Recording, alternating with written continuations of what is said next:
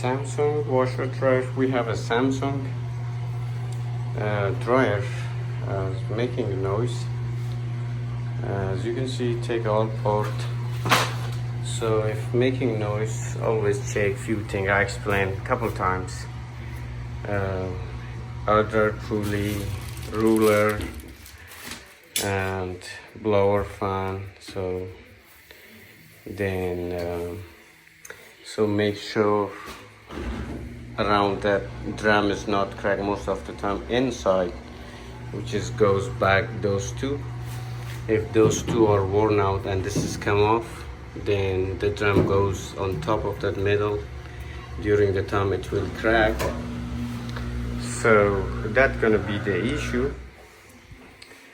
And yes, then make sure if you check those, then goes with the front bulk, which is they have a two already. Let me okay.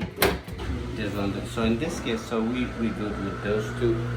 So we have a bad older pulley, which I replace it. And thanks for watching. So I daily upload videos. If this one help out, don't forget to subscribe. See you next video.